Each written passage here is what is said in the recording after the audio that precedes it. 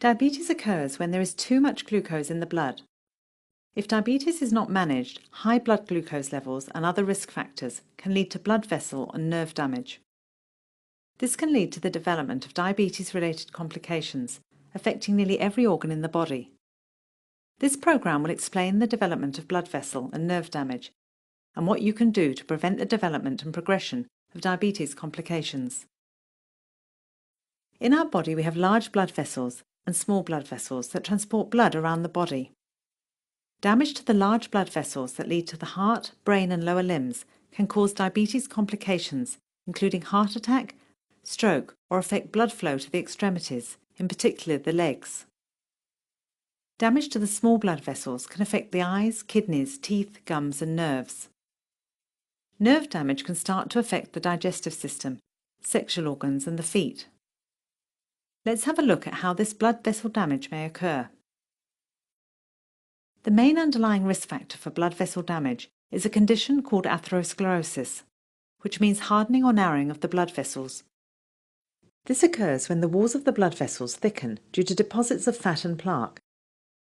This can also lead to blood clots forming and either rupturing or causing a blockage to vital tissues and organs in our bodies. The risk factors for atherosclerosis include high blood glucose levels, high blood pressure, and high blood cholesterol levels. High blood glucose levels can change the inner lining of our blood vessels. These changes over time allow blood fats and other particles to enter the cells of the blood vessel. This process causes inflammation, leading to the development of plaque deposits and atherosclerosis. High blood pressure or hypertension is another risk factor for blood vessel damage. High blood pressure means that the blood is pumping through our blood vessels with too much force. Over time, this can make the blood vessels stiff, which can result in them narrowing. This extra pressure can make the blood vessels more vulnerable to the buildup of plaque and atherosclerosis. The third main risk factor for blood vessel damage is high cholesterol. Cholesterol is a type of fat that is part of all the cells in our body. Approximately 75% of our cholesterol is produced by the liver, with the remaining 25% coming from the saturated fats in our diets. Cholesterol is needed for normal body functions. However, too much can increase the development of atherosclerosis. You may see different types of cholesterol on your blood test results. LDL cholesterol is also known as the bad cholesterol and can cause plaque buildup in the walls of the blood vessels. HDL cholesterol is also known as the good cholesterol because it can remove excess cholesterol from the walls of the blood vessels and take it back to the liver for disposal. Triglycerides are another type of fat in our bloodstream. Excess kilojoules from food, alcohol or sugar in your body are converted into triglycerides and stored in fat cells. Triglycerides can enter the blood vessels and speed up the formation of plaque deposits. We have talked about how high blood glucose levels, high blood pressure and high cholesterol levels can lead to blood vessel damage. There are several lifestyle factors that can also impact blood vessel damage. These include smoking, which accelerates the development of atherosclerosis and reduces the ability of red blood cells to carry oxygen to the cells. Food choices can negatively impact your blood pressure, cholesterol levels, weight and blood glucose levels. Consuming alcohol above the recommended 2 standard drinks per day can raise both blood pressure and cholesterol levels. Physical inactivity has been shown to accelerate the complications associated with diabetes. As we have previously mentioned, damage to the large blood vessels in our body can lead to cardiovascular disease, which can be divided into 3 groups.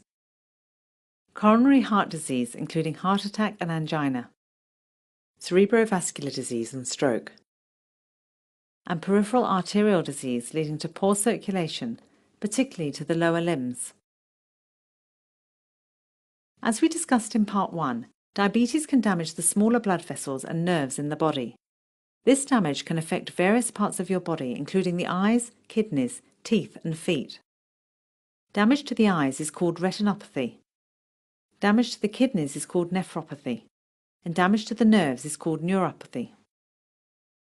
Let's have a look at each of these complications. Later we will also discuss the important health checks to detect the start of any problems and ensure that your health is on track. Your eyes have tiny blood vessels that supply blood to the retina, which is the seeing part of the eye. High blood glucose levels can cause damage to the small blood vessels and will lead to vision loss if not detected in time. The damage to the blood vessels causes three basic problems: leakage of blood, proteins and fat from the capillaries, poor blood circulation to the retina, and growth of abnormal blood vessels which are prone to rupturing and scarring. People with diabetes are also at increased risk of developing both glaucoma and cataracts. Both of these may occur at a much younger age and are likely to progress faster than the general population. Your two kidneys act like a filtering system, keeping the important nutrients in and getting rid of the toxins from your blood. Damage to the small blood vessels within the kidneys can affect this important filtering system.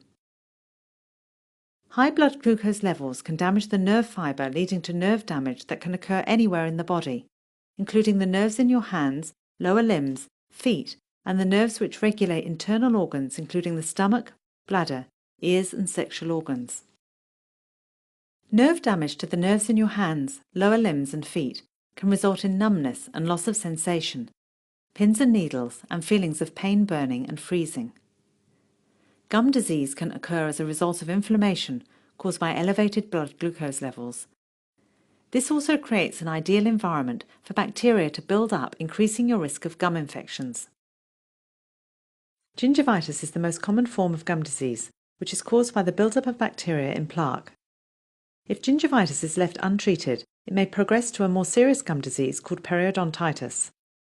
Periodontitis involves inflammation and infection, leading to weakening of the tooth socket. Although we have highlighted the various complications that can arise from having diabetes, the good news is that early problems can be detected and complications can be prevented or minimized by following some healthy hints. The following checks will help you to reduce your risk of developing diabetes-related complications and to detect the start of any problems. Blood glucose levels will vary at different times of the day, depending on many factors. Daily blood glucose monitoring will help you to know what your blood glucose levels are at different times during the day, and how factors such as food, stress, and exercise affect your blood glucose levels. This can help you and your doctor to make decisions about your diabetes management to ensure that they stay as close to your target range as possible. Talk to your doctor and diabetes educator about when to monitor and your individual target range for blood glucose levels. The HbA1c is a blood test that shows your average blood glucose level over a 3-month period. Factors such as your age and medical history will determine your target HbA1c. However, most people with diabetes should aim for 7% or less, or 53 millimoles per litre or less. Visit your doctor every 3 months for a HbA1c check. It is recommended that you have your blood pressure checked every 3 to 4 months. It is a good idea to have this done when you visit your doctor for your HbA1c check. The general blood pressure target for people with diabetes is a systolic blood pressure of 130 millimeters of mercury over a diastolic blood pressure of 80 millimeters of mercury. Talk to your doctor about your individual target, as this may change depending on your age and health. A lipid profile is a group of blood tests that measure your total cholesterol, HDL cholesterol, non-HDL cholesterol, LDL cholesterol, and triglyceride levels. Lipid profiles should be done once a year or more frequently if advised by your doctor. An optometrist or eye specialist called an ophthalmologist can check the blood vessels at the back of the eye to detect any small blood vessel damage. This exam will involve either retinal photography or a dilated eye exam. It is recommended that you have this eye exam every 1 to 2 years or as advised. It is recommended that you have your kidney function checked once a year. This involves a blood and urine check. The blood test checks the rate that the kidneys are filtering blood. This is called the average glomerular filtration rate, or GFR. The urine check measures the amount of protein present in the urine. The presence of protein in the urine may be an early sign that there is damage to the kidneys. It is recommended that you visit a podiatrist every 6 to 12 months, or more frequently if required.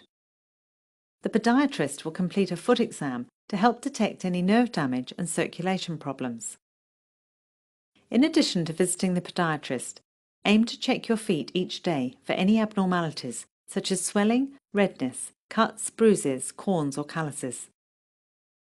If you have nerve damage, you may not feel any of these problems, which may worsen them. In addition, poor circulation may mean that any cuts or lesions take longer to heal, increasing the risk of infection. Report any abnormalities to your health professional as soon as they are noticed, and talk to your podiatrist about more ways you can look after your feet on a daily basis. To prevent gum disease, including both gingivitis and periodontitis, it is recommended to visit your dentist for a checkup every 6 months. The dentist can help to prevent minor problems becoming major problems. You can also help to protect your teeth and gums by brushing your teeth twice a day and flossing once a day. Ask your dentist to show you how. This section of the programme has highlighted some members of the diabetes care team and common checks recommended to help prevent and screen for diabetes complications. These team members include your GP or diabetes specialist, the optometrist or ophthalmologist, the podiatrist and the dentist. There are other members of the diabetes team, including a diabetes educator to help you with the overall management of your diabetes, a dietitian to help with the dietary management of diabetes, an exercise physiologist to help develop an exercise program that is right for you, and a psychologist or a mental health worker to help support your emotional well-being.